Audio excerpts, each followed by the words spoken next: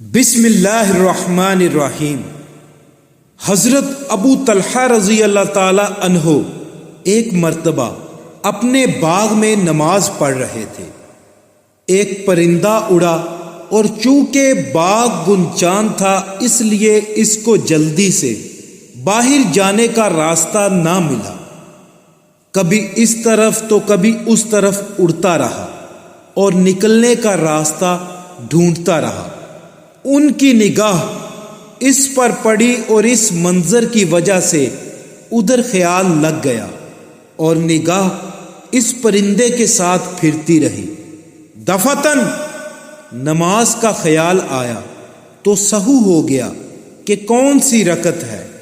نہایت قلق ہوا کہ اس باغ کی وجہ سے یہ مصیبت پیش آئی کہ نماز میں بھول ہوئی۔ فوراً حضور صلی اللہ علیہ وآلہ وسلم کی خدمت میں حاضر ہوئے اور پورا قصہ عرض کر کے درخواست کی کہ اس باغ کی وجہ سے یہ مصیبت پیش آئی، اس لیے میں اس کو اللہ کے راستے میں دیتا ہوں، آپ جہاں دل چاہے اس کو صرف فرما دیجیے۔ اسی طرح ایک اور قصہ حضرت عثمان رضی اللہ تعالی عنہ کے زمانہ خلافت میں پیش آیا کہ ایک انصاری اپنے باغ میں نماز پڑھ رہے تھے۔ کھجوریں پکنے کا زمانہ شباب پر تھا اور خوشے کھجوروں کے بوجھ اور کثرت سے جھکے پڑے تھے۔ نگاہ خوشوں پر پڑی اور کھجوروں سے بھرے ہونے کی وجہ سے بہت ہی اچھے معلوم ہوئے۔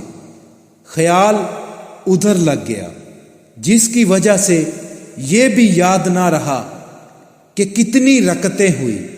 اس کے رنج اور صدمے کا ایسا غلبہ ہوا کہ اس کی وجہ سے یہ ٹھان لی کہ اس باغ ہی کو اب نہیں رکھنا، جس کی وجہ سے یہ مصیبت پیش آئی۔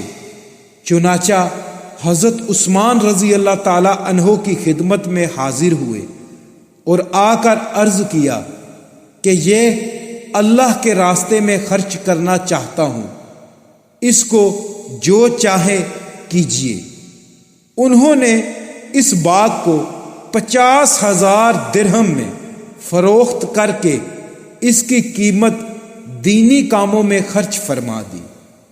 یہ ایمان کی غیرت ہے کہ نماز جیسی اہم چیز میں خیال آ جانے سے 50,000 درہم کا باغ ایک دم صدقہ کر دیا۔